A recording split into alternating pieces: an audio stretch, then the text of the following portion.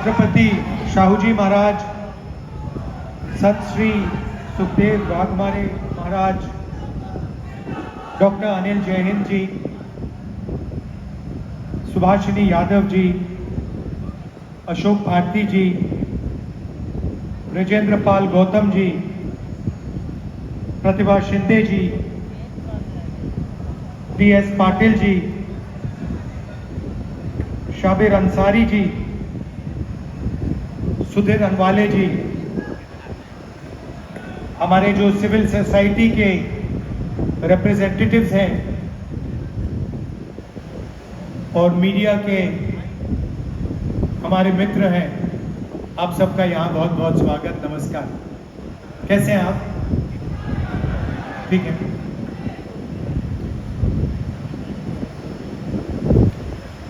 जब मैं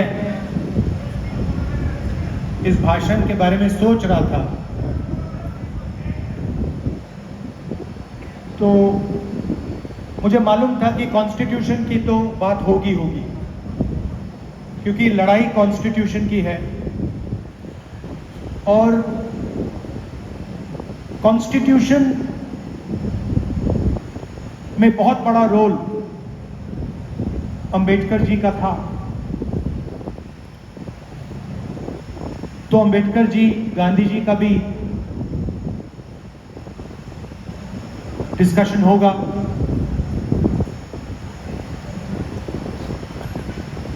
और फिर मुझे वो अंबेडकर जी के 3 शब्द याद आए, educate, agitate, organise.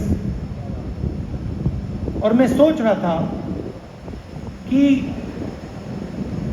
Ambedkar ji ने जब ये शब्द लिखे या बोले तो उसके पीछे सोच होगी। और मेरे दिमाग में सवाल उठा कि इन शब्दों का जो ऑर्डर है, सबसे पहले एजुकेट, उसके बाद में एजिटेट और उसके बाद में ऑर्गेनाइज। मतलब अगर आप अपने आप को एजुकेट नहीं करोगे, और एजुकेट का मतलब ये नहीं कि आप स्कूल और कॉलेज चले गए। एजुकेट का मतलब कि आप सिचुएशन को अच्छी तरह समझ रहे हो, जो आपके चारों तरफ हो रहा है उसको आप अच्छी तरह समझ रहे हो, जो फोर्सेस चल रही हैं, जो शक्तियां घूम रही हैं, उनको आप अच्छी तरह समझ रहे हो। मतलब यू आर ऑब्जर्विंग एक्यूरेटली, कह दो उसको। उसके बाद ही एजुकेशन हो सकता है। उसके पहले अगर एजुकेशन शुरू हो गया तो उसका कोई मतलब नहीं है, क्योंकि उस एजुकेशन का कोई डायरेक्शन ही नहीं होगा। और फिर आपने बिना ऑर्गेनाइजेशन के एजुकेट कर दिया तो वो जो एजुकेशन है उसका जो पावर है वो ट्रांसमिट नहीं होगा। तो इसमें एक लॉजिक है। और फिर मैं सोच रहा था, जिसको आजकल मैं 90% कहता हूं, उसमें आप दलित वर्ग जोड़ दीजिए, उसमें आप ओबीसी वर्ग जोड़ दीजिए, आदिवासी वर्ग जोड़ दीजिए, माइनॉरिटीज जोड़ दीजिए, और उसमें अगर आप और ऐड करना चाहते हैं उसमें आप 5% गरीब जनरल कास्ट भी जोड़ दीजिए। पूरा ऐड करेंगे तो 95%। और मैं सोच रहा था कि जब मैं छोटा था मैंने किंडरगार्टन से पोस्ट ग्रेजुएट किया। ठीक है, मैंने ग्रेजुएशन, पोस्ट ग्रेजुएशन हिंदुस्तान के बाहर किया, मगर स्कूल मेरा एजुकेशन पूरा हिंदुस्तान में। और मैं सोच रहा था कि स्कूल एजुकेशन में मुझे अनटचेबिलिटी के बारे में, दलितों के बारे में, कितनी किताबें पढ़ने को मिली, कितने चैप्टर्स थे। हिस्ट्री तो बहुत बड़ी है, आज 15% है, 3000 साल पुरानी हिस्ट्री है। मगर एजुकेशन सिस्टम में 3 लाइन, 5 लाइन, 20 लाइन, उसी तरीके से अगर आप ओबीसी कम्युनिटी को देखें जो अभी आए, जिन्होंने मुझे मूर्ति दी, जैसे ही मैंने उनका हाथ मिलाया, अभी का एक्सपीरियंस बता रहा हूं आपको। कहां है?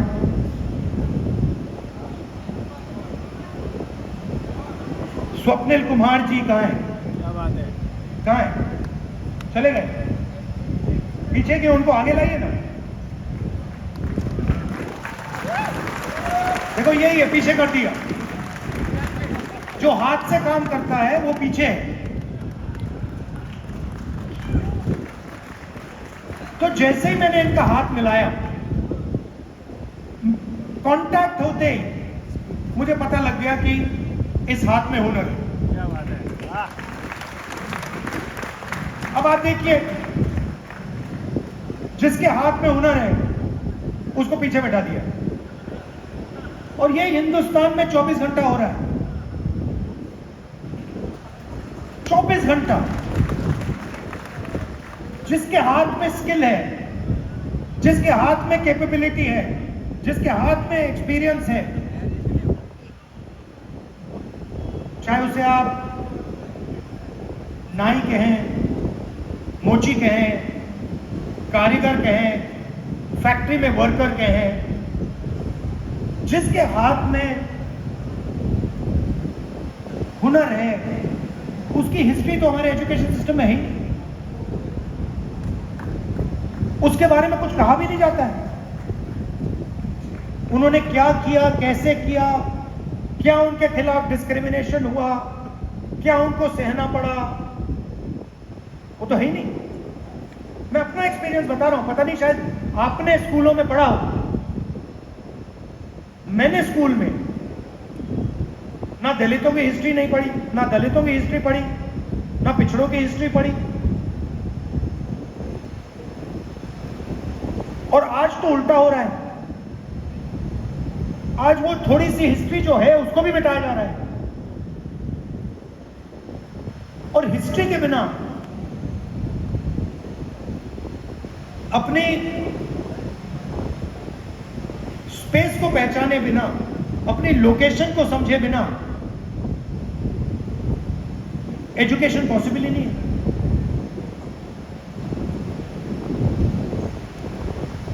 तो जब हम एजुकेशन की बात करते हैं तो फिर सवाल उठना चाहिए कि ठीक है भाई, एजुकेशन सिस्टम में किसका कंट्रोल है?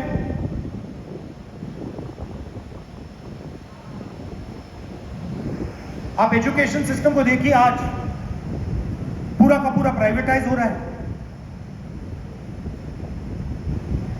गरीब बच्चे को डॉक्टर बनना हो,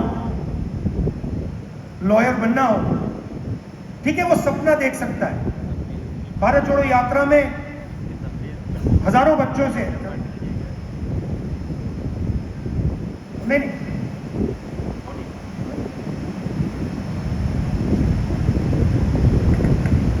हजारों बच्चों से मिला।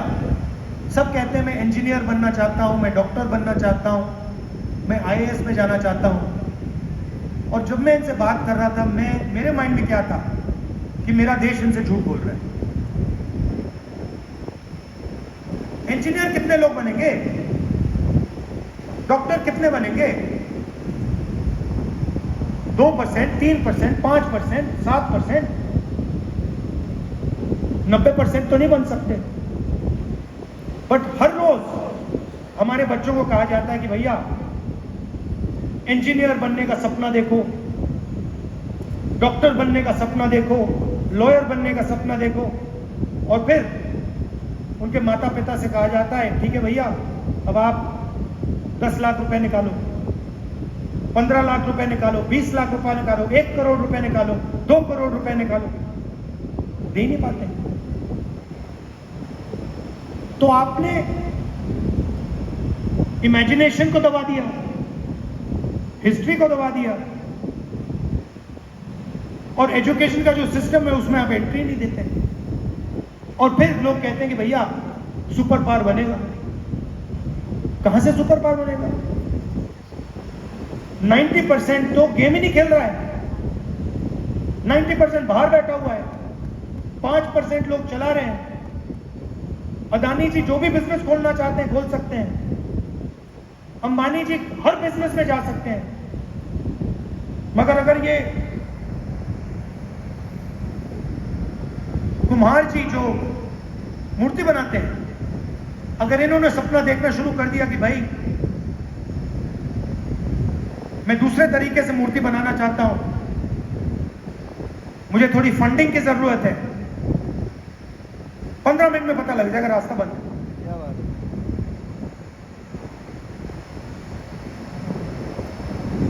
और एक तरफ से बंद नहीं है।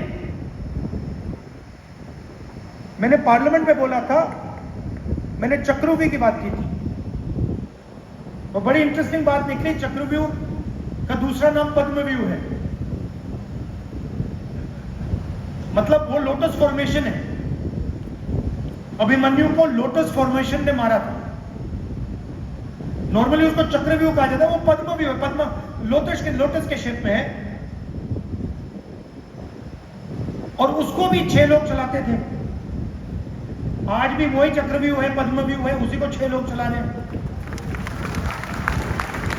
और जो भी रास्ते थे, 90% के जो भी रास्ते थे, एक के बाद एक सिस्टमैटिकली बंद किए जा रहे हैं। हिस्ट्री बदली जा रही है।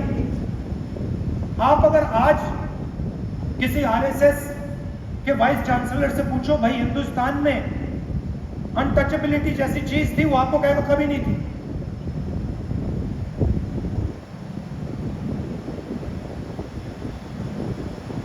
रोहित वेमुला कुछ भी कह ले, उसके खिलाफ डिस्क्रिमिनेशन हुई नहीं। तो एजुकेशन का रास्ता बंद,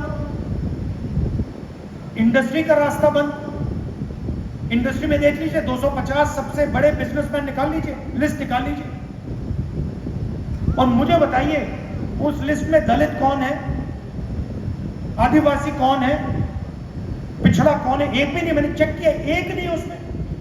मैनेजमेंट टीम की लिस्ट निकालिए, अदानी, अंबानी, इन सब कंपनीज की मैनेजमेंट लिस्ट निकालिए। सीईओ को छोड़ दीजिए, ओनरशिप छोड़ दीजिए, मैनेजर्स निकालिए, और मुझे दिखाइए सीनियर मैनेजमेंट में जिनकी मतलब 1 करोड़, 2 करोड़, 50 लाख, 15 लाख वाली सैलरीज होती हैं, उसमें मुझे नाम दिखा दीजिए। एक नाम दलित का दिखा दीजिए, एक आदिवासी का दिखा दीजिए, एक पिछड़े वर्ग के व्यक्ति का दिखा दीजिए। नहीं मिलेगा। मीडिया की बात की मैंने, इनसे पूछिए, इनके मालिकों की लिस्ट निकालिए, 90% में से इनको एक नहीं, आपको एक नहीं मिलेगा।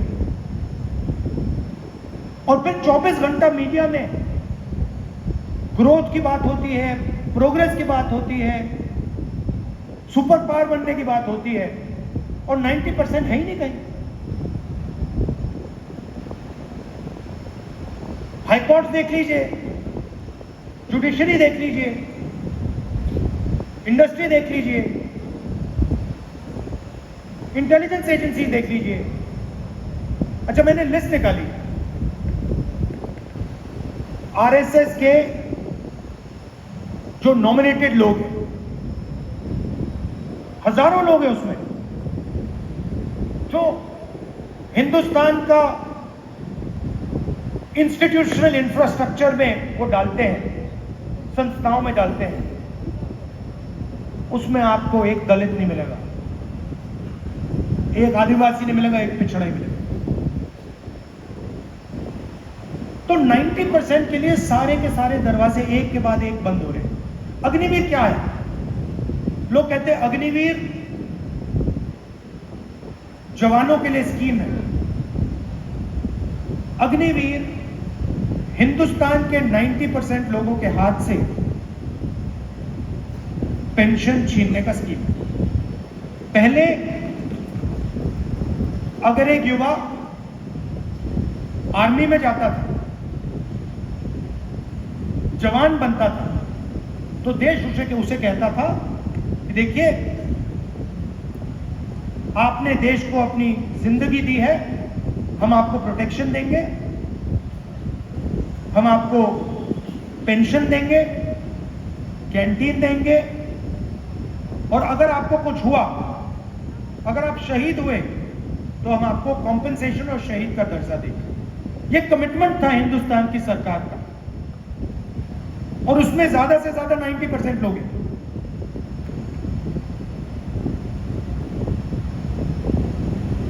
अग्निवीर किया, नाम बहुत सुंदर दिया, अग्निवीर,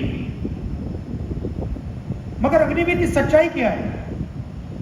आपने हिंदुस्तान के जवान से पेंशन छीन ली, शहीद का दर्जा छीन लिया, कॉम्पेंसेशन छीन ली, कैंटीन छीन ली और रिस्पेक्ट छीन ली, और आप सोचते हो कि उसको पता नहीं लगेगा। आप सोचते हो कि उसमें इतनी भी अकल नहीं है कि वो ये बात को समझ जाए। आप जाइए रिक्रूटमेंट सेंटर में, जाइए, सब खाली पड़े हुए, कोई जाना नहीं चाहता। क्यों जाए? दो तरीके के आपने जवान बना दिए हैं। एक को आप पेंशन दे रहे हो, शहीद का दर्जा दे रहे हो, रिस्पेक्ट दे रहे हो, और उसी के साथ दूसरा जवान खड़ा है, उसका आपने नाम बदल दिया, उसको आपने अग्निवीर कह दिया, उसकी आपने पेंशन छीन ली, उसकी रिस्पेक्ट छीन ली, उसकी कैंटीन छीन ली, शहीद का दर्जा छीन लिया, कॉम्पेंसेशन छीन लिया, और आप हिंदुस्तान को कह रहे हो देखो भैया हम बड़े देशभक्त हैं। मगर यह बात समझ आती है लोगों को। पहले पब्लिक सेक्टर हुआ करता था, पूरा का पूरा प्राइवेटाइज कर दिया। पहले उसमें रिजर्वेशन थी, अब पब्लिक सेक्टर गायब। एक के बाद एक प्राइवेटाइज हो रहा है। सक्सेसफुल पब्लिक सेक्टर यूनिट जो चल रहा है, प्राइवेट सेक्टर से कंपीट कर रहा है, पैसे बना रहा है, लोगों को रोजगार दे रहा है, वो प्राइवेटाइज हो रहा है। उसको प्राइवेटाइजेशन नहीं कहना चाहिए, उसको डी रिजर्वेशन कहना चाहिए, कि आपने उसको वहां से रिजर्वेशन हटा दिया, डी रिजर्व कर दिया, और आपने रिजर्वेशन हटा दिया। तो अब सवाल उठता है कि सालों से आरएसएस और बीजेपी ये काम कर रहे हैं, और फाउंडेशन यही है, कॉन्स्टिट्यूशन है। तो लड़ाई इसकी है, स्ट्रैटेजी ये है, मगर आगे क्या करना है? अगर हम कहें कि भैया कॉन्स्टिट्यूशन की रक्षा करनी है, तो फिर अगला पूछेगा भाई हाँ ठीक है, मगर कैसे? एक्शन क्या है कॉन्स्टिट्यूशन को बचाने की? तो दो तीन सिंपल से एक्शन मुझे दिखाई दे रहे हैं। सबसे पहला एक्शन कॉन्स्टिट्यूशन को बचाने का, रिजर्वेशन की जो दीवार है 50% वाली, इसको तोड़कर हटाना। क्योंकि आबादी 90% है, और जब मैं हिंदुस्तान की सरकार को देखता हूं, जो हिंदुस्तान के पूरे बजट को चलाता है, 90 आईएएस ऑफिसर्स इसको चलाते हैं। हिंदुस्तान का के बजट का सारा पैसा, 100% पैसा ये 90 लोग डिसाइड करते हैं। 90 में से 3 ओबीसी हैं। आपकी आबादी 50% कम से कम, 90 में से 3 आपके। दलितों की आबादी 15%, उनके भी 3। आदिवासियों की आबादी 8%, उनका 1। मगर उससे बात समझ नहीं आती, 90 और 3 में से बात समझ नहीं आती। बात फाइनेंस से जब बात होती है तब समझ आती है। आपकी आबादी 50% पिछड़ा वर्ग, ओबीसी, और हिंदुस्तान के बजट में अगर हिंदुस्तान 100 रुपए खर्च करता है तो 5 रुपए का डिसीजन ओबीसी अफसर लेते हैं। आबादी 50% और फाइनेंशियल डिसीजन 5%। दलित 15% आबादी, 100 रुपए में से 1 रुपए का निर्णय वो लेते हैं, और आदिवासी 8%, 100 रुपए में से 10 पैसे का निर्णय वो लेते हैं। तो अगर आप 90% का पूरा फाइनेंशियल डिसीजन मेकिंग पावर जोड़ दो तो 100 रुपए में से 6 रुपए 10 पैसे का निर्णय 90% हिंदुस्तान लेता है।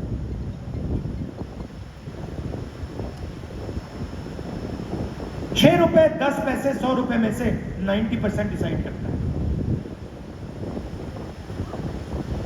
तो दो चीजें तो बिल्कुल साफ है और मैंने पार्लियामेंट में कह दी और वो शुरुआत है। पहला कदम ये जो बैरियर है 50% का, इसको कांग्रेस पार्टी और इंडिया गठबंधन लोकसभा राज्यसभा में बदलेगा। और हम मतलब ऐसे वायदे नहीं करते हैं, आप जानते हो, जब हम कुछ कहते हैं हम करके दिखाते हैं। ये हमारा रेपुटेशन है। हमने कहा कन्याकुमारी से शुरू होगी, कश्मीर में बंद होगा, खत्म होगी, कन्याकुमारी से कश्मीर गए। तो पहला स्टेप, ये जो फॉल्स सीलिंग, आर्टिफिशियल सीलिंग लगा रखी है, इसको हटाना है। और दूसरा स्टेप, जिसको मैं क्रांतिकारी स्टेप कहता हूं, जाति जनगणना, कि यह पता लगाना है कि इस देश में पिछड़े वर्ग के लोग कितने हैं। आज कोई नहीं जानता। मैं कह रहा हूं 50%, मगर लीगली कोई नहीं जानता।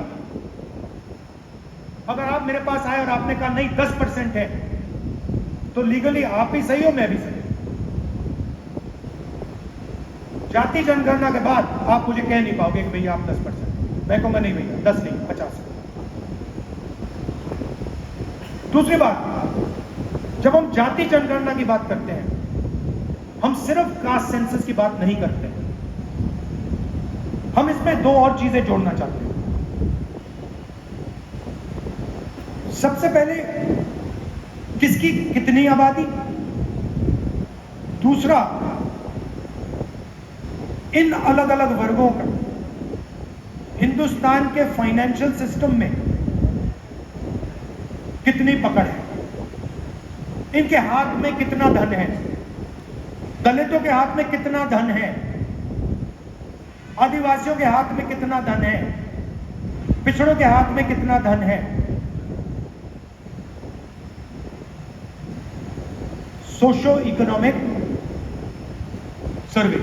और उसके बाद जो मैं सोचता हूं उससे भी जरूरी, हिंदुस्तान की संस्थाओं में इन लोगों की कितनी पकड़ है, जुडिशियल सिस्टम में आदिवासी कितने हैं, दलित कितने हैं, पिछड़े कितने हैं, किस लेवल पे हैं, मीडिया में कितने हैं, किस लेवल पे हैं, ब्यूरोक्रेसी में कितने हैं, आईएएस ऑफिसर्स कहां कहां बैठे हैं, कौन कौन कहां है, कितना बजट कौन संभाल रहा है। एक प्रकार से जैसे किसी को चोट लगती है, हम कहते हैं भैया जाओ एक्सरे कराओ। अगर आपको चोट लगे और डॉक्टर ने कहा कि भैया एक्सरे कराओ, आप कभी मना करोगे? नहीं करोगे ना, कहोगे चोट लगी है एक्सरे करानी। तो जाति जनगणना एक्सरे है हिंदुस्तान। हम उसके बारे में अभी कुछ कह नहीं रहे, हम पहले एक्सरे लेना चाहते हैं। हम जानते हैं कि चोट लगी है, हमें नहीं मालूम कि कॉम्पाउंड फ्रैक्चर है, नॉर्मल फ्रैक्चर है क्या है? हम जाति जनगणना इसलिए करना चाहते हैं, हम पता लगाना चाहते हैं कि एग्जैक्टली हो क्या रहा है।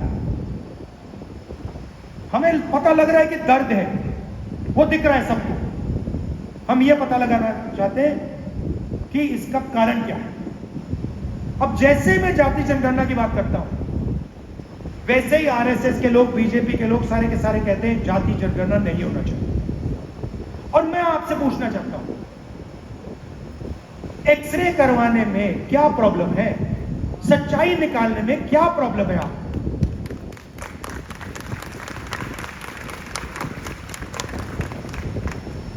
ये जाति जनगणना नहीं कराना चाहते क्योंकि ये सच्चाई से डरते हैं। ये चाहते हैं कि देश के जनता को पता ना लगे, 90% को पता ना लगे देश का धन, देश की संस्थाएं, देश को चलाने का सिस्टम किसके हाथ में है, कितना किसके हाथ में है। और यह भी मैंने कहा दिया है, खड़गे जी ने कहा है, मैंने कहा है, कांग्रेस पार्टी की पूरी लीडरशिप ने वर्किंग कमेटी में कहा है कि 50% रिजर्वेशन की जो दीवार है उसको तोड़ेंगे और जाति जनगणना को लोकसभा में, राज्यसभा में पास करके दिखाएंगे। क्या बात है। और आप ये भी समझ लीजिए, इसको कोई शक्ति नहीं रोक सकती है। दुनिया में कोई शक्ति नहीं है। मोदी जी कुछ भी कर लें, कोई भी डांस गाना कर लें, बीजेपी कोई भी नाच ले, आरएसएस कुछ भी कर ले, आप देखना, लिख के ले लो, जाति जनगणना हिंदुस्तान की लोकसभा और राज्यसभा में पास होगा और कानून बनेगा। और सच्ची राजनीति, 90% की जो राजनीति है, इन दो कदमों के बाद शुरू, क्योंकि फिर हमें 21वीं सदी है, डेटा के बिना, इंफॉर्मेशन के बिना कुछ होता नहीं है। जाति जनगणना के बाद सारा का सारा इंफॉर्मेशन, डेटा हमारे हाथ में हो। तो यह मैं आपसे कहना चाहता था कि बीजेपी और आरएसएस सारे के सारे रास्ते बंद कर दिए। हमें रास्ते खोलने हैं, इसको डिफेंड करना है, क्योंकि अगर ये छिप गया तो फिर सब गया। और ये सब लोग जानते हैं। आपने देखा होगा, देखिए, आपने देखा होगा पहले नरेंद्र मोदी जी 400 पार कह रहे थे, याद है आपको? 400 पार, 400 पार, मुस्कुराते थे, 56 इंच की छाती थी। उसके बाद क्या हुआ? उसके बाद हिंदुस्तान की जनता ने बिना उन्हें एक शब्द बोले उन्हें कह दिया, इसको आपने छुआ, फिर देखो क्या होता है। और आप सबको बहुत अच्छा लगा जब नरेंद्र मोदी जी ने कॉन्स्टिट्यूशन को अपने सिर पे ऐसे लगाया। वो लगाना पड़ा, वो इस किताब को मानते नहीं है। हिंदुस्तान की जनता ने उन्हें कहा, भैया सिर झुकाओ और इसको अपने माथे पे लगाओ, और उनको करना पड़ा। यह है हिंदुस्तान की जनता की शक्ति और हिंदुस्तान की जनता की प्रज्ञा। वो समझते हैं, गरीब से गरीब व्यक्ति समझता है कि अगर ये चला गया तो सब कुछ चला गया, और इसको हम कभी जाने नहीं देंगे। ये कुछ भी कर ले, ये नहीं जाएगा यहां से। और इसकी रक्षा करने के दो सबसे बड़े तरीके, इसका प्रोटेक्शन करने के लिए दो सबसे बड़े तरीके।